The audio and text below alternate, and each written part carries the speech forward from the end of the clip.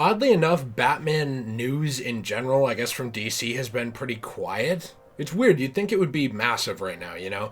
You've had these pocket continuations of the DC animated universe with things like Justice League Fatal 5. You know, you'd think we'd be hearing about another one of those. There wasn't actually a lot of marketing behind the Batman Soul of the Dragon movie. That was kind of just a standalone thing. And The Batman is being worked on. We're not really hearing anything about it. No, they're kind of quiet on that. Yeah, and then also we have Justice League, which features Batman. I think that's the thing WB's pushing the most, and Gotham Knights is quiet too. But why am I running through all of that here? It's because Batman 1989 with Michael Keaton is actually sort of continuing. Now, there's a few interesting things about this that we're going to get into. If you enjoy this video, please be sure to leave a like and subscribe. It helps us out a lot, and we appreciate it, even though I can't speak. My speech impediment appreciates The money will help him learn speech therapy. Yeah, thank you so much. I'll actually pocket it, though, and say I went to speech therapy. Very epic. Yeah, so here's the thing.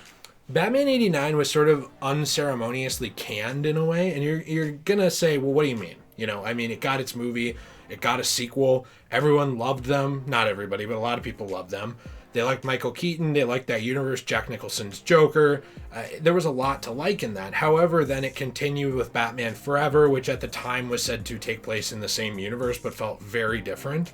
And then Batman and Robin, which was nothing like either movie. It just kind of... It was way better. You're right. It was totally better. The back credit card helped. Yep. No, I mean, they pivoted so hard, and people were like, well, what happened to 89? And in recent years, DC sort of seems to, I guess DC and Warner, sort of seem to start saying like, hey, listen, the 89 Keaton Batman, we know you like that, just divorce it from Kilmer and George Clooney, you know, like almost like it's its own thing, the first one and the second one.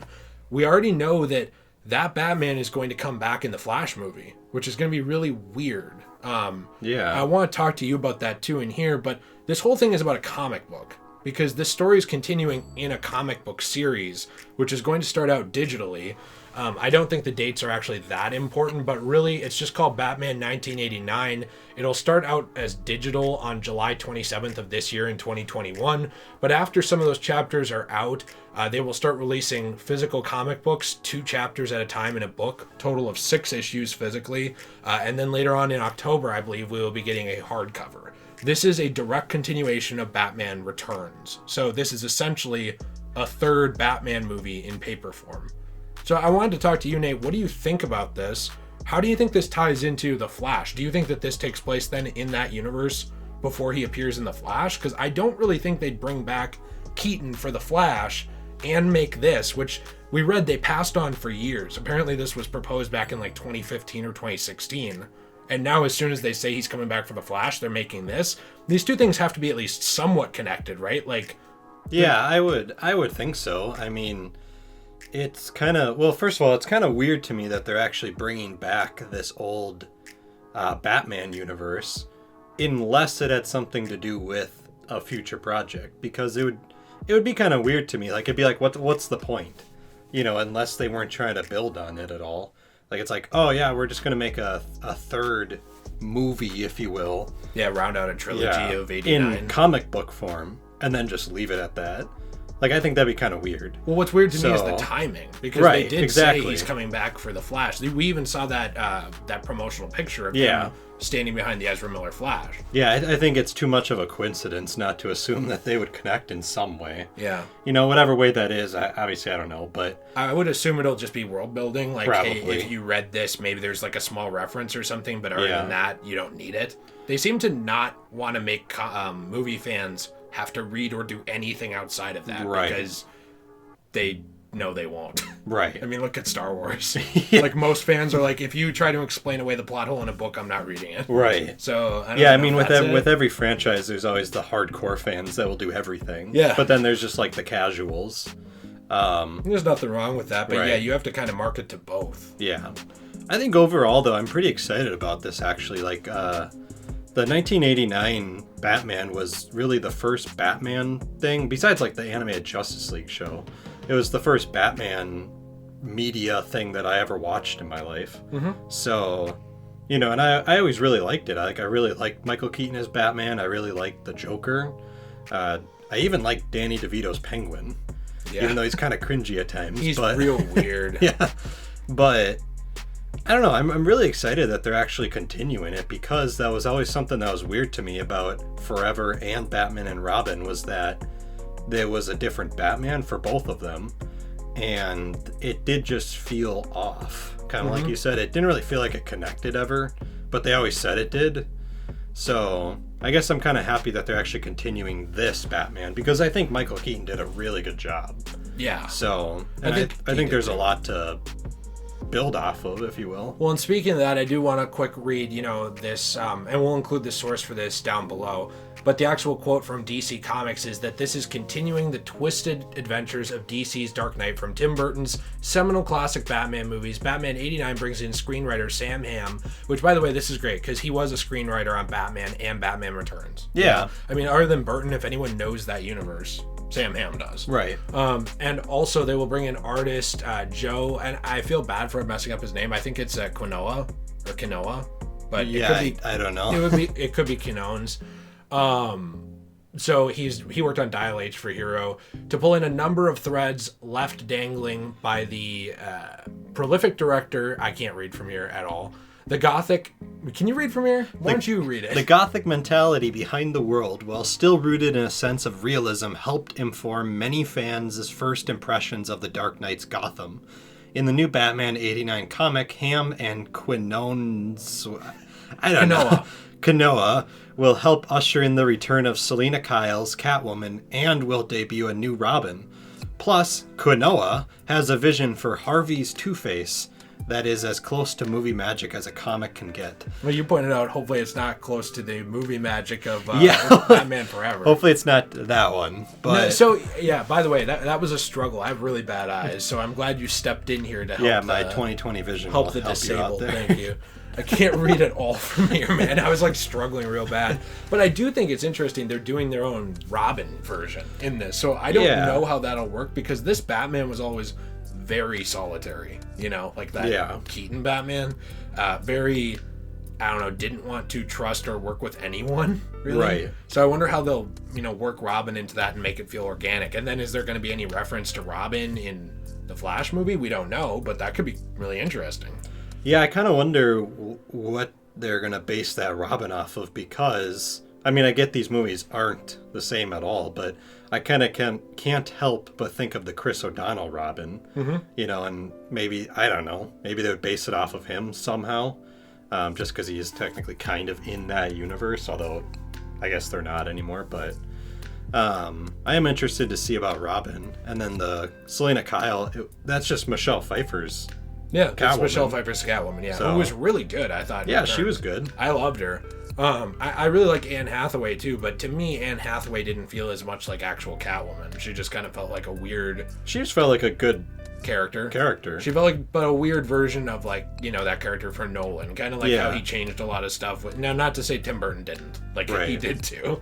But, there was that. There was Robin Blake, the cop. Some weird stuff. I mean, he did a lot of creative liberties with those characters' origins. Right. So I'm interested to see sort of how they introduce Robin in this, how they give him an origin, what this actually means, if it will tie into the Flash. I just think it's cool. I'd like to see this for more stuff. I can't think of lots of properties that have done this well outside of just a few. Evil Dead did a really good job with this, with making comics. There was Army of Darkness comics and there was Evil Dead comics, different continuities and stuff. Kind of confusing how they did it, but they kept making stories in those universes. Yeah, Avatar. Avatar did, and those are official canon stories with the original creators. Yeah. The Avatar ones, Korra. There was also Alien. Alien's done a ton of hey, this is in the Prometheus timeline, or hey, this is a different version of Alien 3 if you like it. Here you go. I don't know who likes Alien 3, but anyways. They tried to make it better. Right. So, which is, they probably could release anything and it would be. I don't know. It's not something we see enough of while keeping a high standard of quality. Life is Strange is doing this right now too, continuing their story in comic book form. So I'd like to see more of this. I think that this technically could help the comic book industry too, which has been sort of struggling for the last decade, especially now during the virus. People don't want to go to comic book stores and buy physical comics, and they don't have jobs. So where's the money coming from? This kind of thing though, I think it does incentivize you to go back. And it also makes me wonder how much interest they have in that 89 universe. This is like 2 revivals of it within the same 12-month period. Right. So are they interested in continuing that in movie form too? Like there's been a lot of rumors of them bringing back Keaton for like a Beyond movie set in the 89 universe, like after he's too old. Yeah. And some younger guy takes over for him in the 89 Burton universe. Yeah, that's something I've always wanted, actually. Yeah. But in that continuity, don't Right. just cast him in a different one. Right. So it's sort of like the end of the road of 89. I wouldn't be surprised if we see that now too, because I'm not saying we will, but we also saw recently, you know, WB was talking about how if you want to see Batman Beyond continue, like in the animated form, they should let them know, because the original people who made it want to work on it, but WB needs to know there's interest and that it would sell. Right. So I think that if the cards line up right, I'm just saying perfect world here. This comes out, it sells well for a comic book. It's already Batman. I think it'll sell even better because it's 89. Then The Flash comes out. In this perfect world, The Flash does very well, and people love Keaton in it. I wouldn't be surprised if we saw that 89 universe wrap up or continue with a Beyond or 2. Yeah, that seems like the logical progression there. Yeah. You know, and I think that would be something that would be very awesome, actually. Yeah, I think fans would love that, you know? I mean, yeah. We even see that too. The merchandise for 89 still sells. So think Right. about this. When the Funko Pops came out for 89, you know, there's actually 2 of them. Mm-hmm. One of them's a lot more rare. They were gone.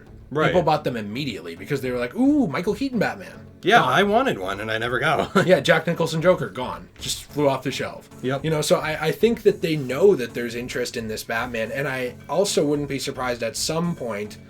I don't know how they do this, and maybe they wouldn't mess with it, but if this is successful, I wouldn't be surprised if we saw continuations of other film Batmen, at least in comic form, whether Right. that's like the Forever or Batman and Robin Batman. Ooh, I'm not saying great. Batnips. Or if they did some kind of, you know, comic book in the Dark Knight universe, anything like that, I wouldn't be surprised to see that. It seems like they're very focused on fleshing out the Batman timelines. We even see that now with The Batman, and they announced the spin-off show to it too, set in Gotham on HBO Max.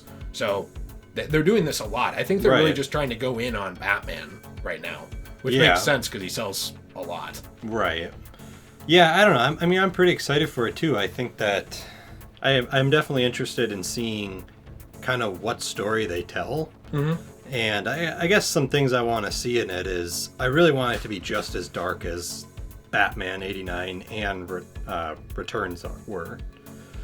You know, I think that was something that was a key focal point of those 2 movies, was just that it showed how dark Gotham was. You know, it did not step around that fact at all. No. And I think if you're going to continue in this universe, I think they should definitely continue on that path. And, you know, I don't know what they would do with it. Well, that's but- what Forever lost a little bit. Exactly. I actually enjoy Forever for what it is. Yeah. I'm not saying it's good, but I enjoy it. Yeah, it just seemed like kind of cheesy at times. Right, it was like Gotham So- all of a sudden got nicer. Right. And like brighter. And like funny. And like, Yeah. Yeah, it was And kind of weird. It wasn't. You know, the thing is too that I'm not trying to say that Batman kills, because people get really triggered about that, like Right. really upset. But this Batman, he's a little even more like, I just don't have to save you, or Right. you know, whatever. Than the Christian Bale one even was. You know, like for example when he had those grenades thrown at him in Returns, he just knocked them back at the guy and he died. No, he didn't die. But you're right, I'm sorry. And I think he shot a few people with the Batmobile too. Yeah. It wasn't as over the top as Affleck. Right. You know, but this is a Batman where it's so dark that, like, yes, he doesn't kill everybody, but he doesn't really... He's not afraid to go there. Right. So it's kind of odd. And how do you tie Robin into that, right? Right. Because that's usually more of a Red Hood type thing, like in current day. Right. So is this Batman going to be that brutal in these movies, and how will they justify that, and will there be backlash to that? Because after the backlash to Affleck's Batman being that way, there was some like, well, Keaton killed people too, you know, like a lot of people were kind of just pulling apart the previous Batman movies Right. on the principle of that. I don't know. I mean, that's why we haven't really seen a completely accurate movie Batman. Even Keaton, as much as I love him, isn't the comic Batman. Right. And I'm fine with that. I don't care. He's a different universe.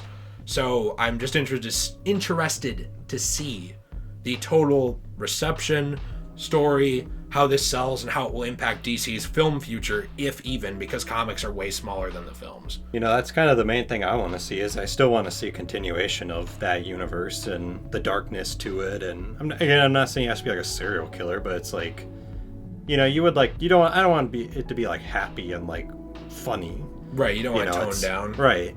So, because that was always like a staple of that universe, was that it wasn't toned down. It was weird.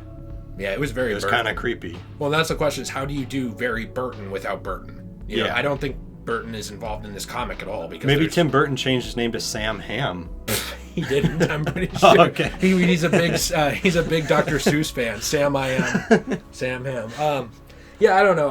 How do you do Burton's universe without Burton? That's a question too of quality that hopefully is not a problem. Right. And if you continued, would you then try and bring Burton back, or is he just kind of not interested? He doesn't do sequels a ton. Yeah, not really. He might just be. I mean, he's freaking Tim Burton. He can do whatever he wants at this point. Right. He's massive. So how do you even get him back if you want? You him? probably couldn't. The other thing I was interested in is just Robin. Like, I'm gonna be honest. Most renditions of Robin I find very childish. Mm-hmm. You know, there are probably like a handful of them that I actually really like. Because he is a kid. Right. You know, that's just usually what it is. But I'm interested to see on what he will be in this universe. You know, are they going to make him be a child, or is he going to be actually mature and not annoying? So, hey, let us know what you think in the comments down below. Are you interested in this? Do you want to see a film continuation of 89? Would you want to see more after the Flash movie, or do you want to see the Flash wrap up this Batman? What do you want to see? Obviously, we said we want to see, a Batman Beyond live action in that universe. So, if you're interested in any of that, let us know. Are there any other movies or fictional series or anything like that got unceremoniously cut short that you want to see comic book adaptations of? Static Shock. Let us know. We hope to see you in the next one. Have a fantastic day. Be sure to check out the second channel in the description down below, where we play through a wide variety of games. Nate and I do with my fiance Jill and also my friend T. We have a great time there. Discord, Twitter, Instagram, it's all down there. Patreon. We'll see you in the next one. Have a fantastic day, and as always, stay shway.